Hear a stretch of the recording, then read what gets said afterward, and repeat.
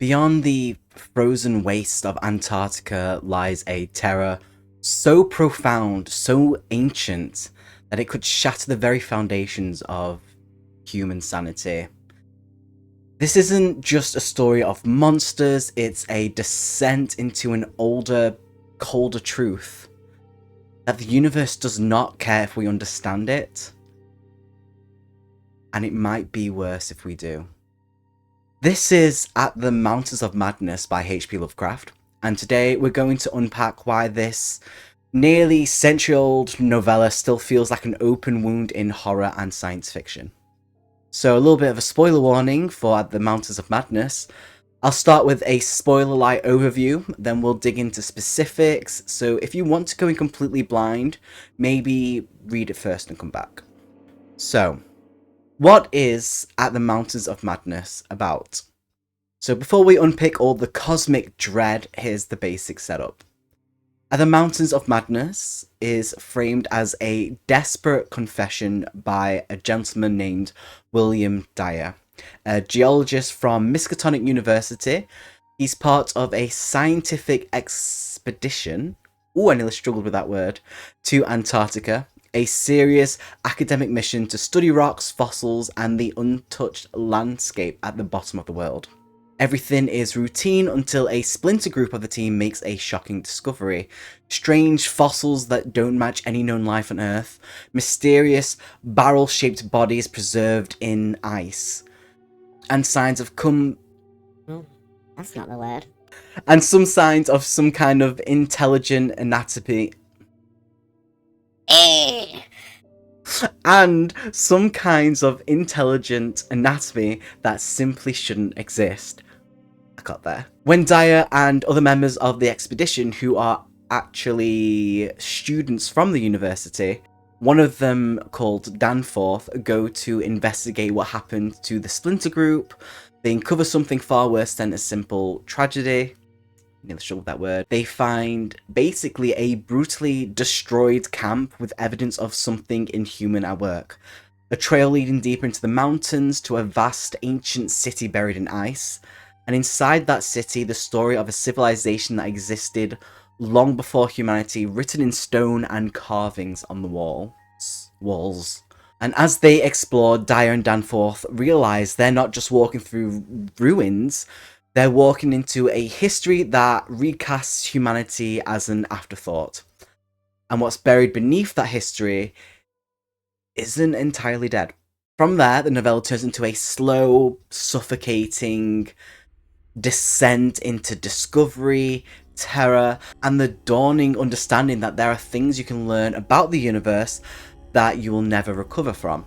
And with that on the table, let's open the Arkham files. See what I did there. So, on the surface, At the Mountains of Madness sounds straightforward. A scientific expedition heads to uncharted Antarctic territory. So many tongue twisters for me in this one. They're armed with geology, biology, and the optimism of early 20th century science. Science! What they actually find is not a new animal that they were hoping for, or a strange rock formation, technically.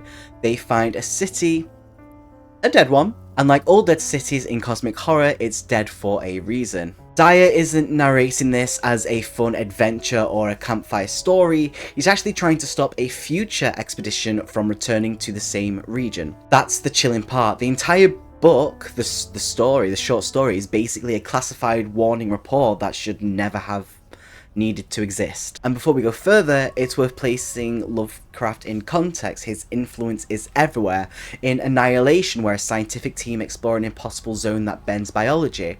In Stranger Things, with its alternate dimension bleeding into ours, and in any story where reality turns out to be negotiable. Lovecraft's key move is simple and devastating. He strips away the idea that humanity is central. In Mountains of Madness, that move is at its most concentrated.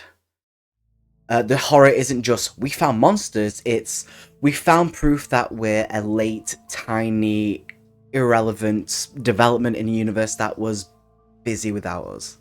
And science doesn't save them, curiosity doesn't liberate them, both just drag them further into truths their minds aren't build to hold.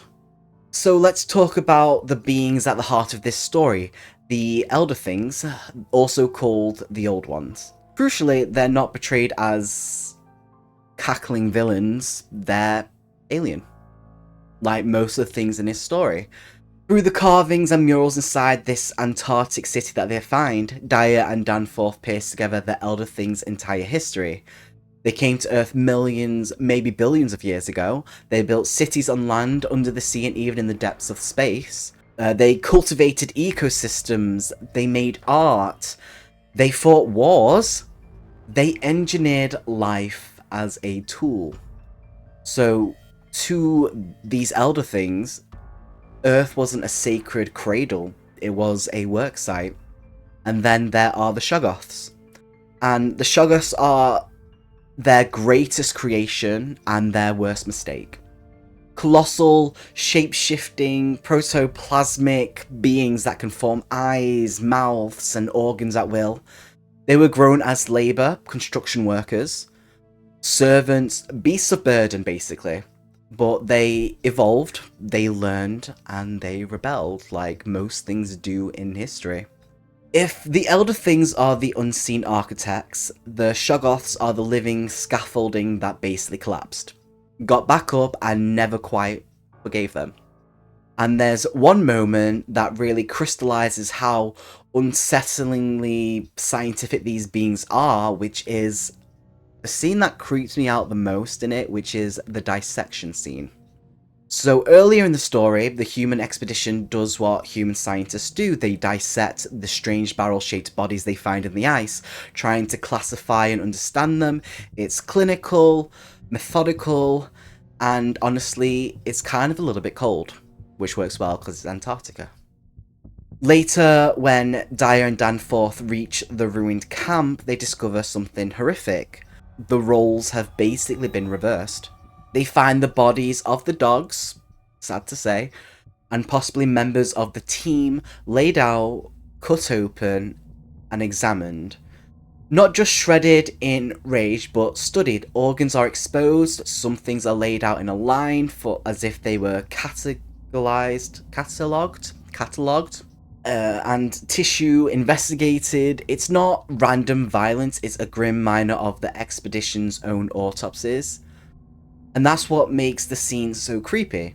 We realise that Elder Things aren't just monsters, they're scientists too. And they woke up because they weren't dead even though they were frozen, so they basically cut over something that was living when they did their own autopsy. But yeah, they woke up, saw unfamiliar life forms, and did exactly what humans did to them, and that is, what are these? How do they work? It's sort of a moment where the horror shifts from we're being attacked to we're being understood. The dissection table becomes a kind of cosmic mirror, reflecting our own curiosity back at us. Stripped of sentiment, stripped of ethics, stripped of the comforting illusion that only humans think that way. And it's not that they're evil, it's that they're operating on the same scientific impulse in a universe where we're the specimens. And all of this unfolds over deep time. One of the most unsettling concepts in the novella. We aren't talking about human history or even recorded history.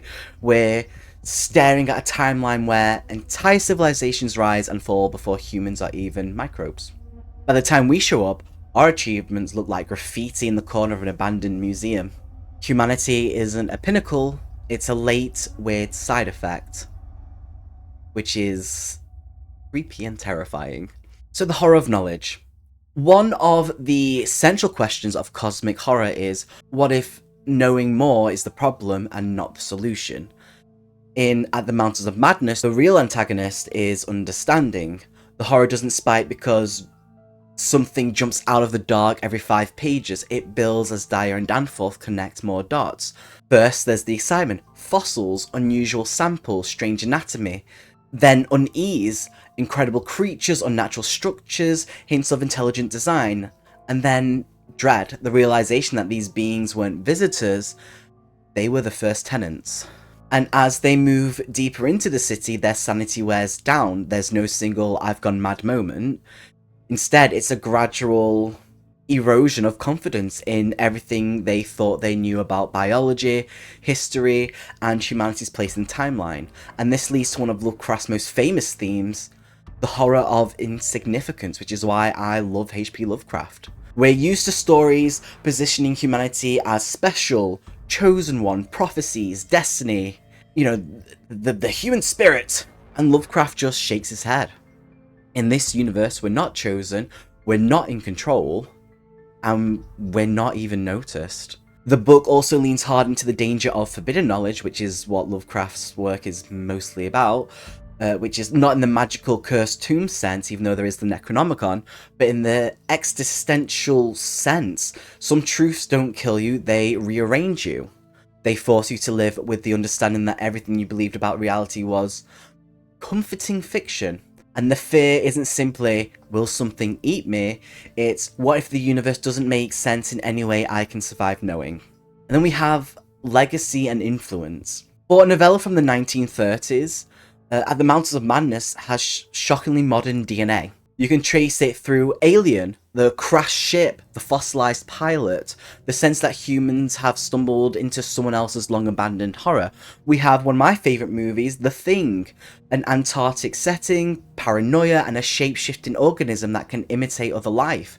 And then we have Call of Cthulhu, the games, the tabletop RPGs and video games which are constantly coming out, where gaining knowledge is mechanically dangerous and sanity is a resource you spend to uncover the truth. A part of why At the Mountains of Madness still works is its commitment to implicit horror. For a large part of the book, we don't see the threat directly. We see a ruined camp, bodies mutilated or dissected in ways that don't make sense, tracks that match nothing in any earthly biology textbook, and a city whose geometry feels wrong and off. Our imagination does half the work before the Shoggoth even appears on the page. Lovecraft weaponizes absence, missing bodies, incomplete carvings, half-erased histories. What's been lost or worn away over time feels even more terrifying than what's preserved. And the story's relevance hasn't really faded. As a species, we're still probing deep space, exploring the deep ocean, playing with AI and genetic engineering. You know, we're constantly pushing into frontiers we don't even fully understand still, assuming that progress is always good, always manageable. And At the Mountains of Madness stands in the background quietly asking, what if there are discoveries you don't come back from? So why does At the Mountains still resonate so strongly nearly a century later? Because it doesn't just try to scare you with teeth and claws, it tries to undermine your worldview, which is what I love about Lovecraft. It attacks the comforting story that the universe is a stage set for us, that we're meant to be here, that things happen for a reason, that the laws of the cosmos are tidy and human-shaped, and instead it suggests we're accidental, we're fragile, the universe is vast, old and indifferent, and sometimes actively hostile to comprehension. The novella doesn't end with a big climactic fight. There's no hero's victory, no tidy resolution, just a retreat, a warning, and a lingering sense that the characters have seen too much. And that's the hook. We as readers want to see too much. We want to keep digging into this horrible, fascinating universe. That tension becomes curiosity and self-preservation. And that is the beating heart of cosmic horror. If you haven't read At the Mountains of Madness yet, which I highly recommend giving it a try, it is the first ever Lovecraft story I ever read. Back in the days when I was at university and I just need something to read and I stumbled upon it, try giving it a try. Ideally on a cold night as we're going into December, bundled up with the wind rattling the windows. It's not a quick modern horror romp, but a slow, creeping excavation of dread. And if you have read it, I'd love to hear from you. What unsettled you the most? The Shoggoths, the murals, the dissection scene, which was the one for me, the idea of deep time, or something else? Do you think humanity should keep pushing into the unknown no matter the risk? Or are there some mountains we're better off leaving buried under the ice? So drop your thoughts in the comments. Let's open our own little Arkham file down below. If you enjoyed this dive into cosmic horror, hit like, subscribe to the channel and ring the bell so you don't miss future explorations into terrifying fiction, weird tales and stories that stare back at us from the void. Next time we'll be heading even deeper into cosmic horror, so pack your sanity, grab your lantern and remember, in the grand indifferent universe, We are very small, and something out there is absolutely perfectly fine with that. Walls curl inward, carved in rings, telling the lives of these buried kings. Not just monsters, not just prey, but hands that shaped a younger day. Before your seas, before your skin, they wrote the world you're standing in.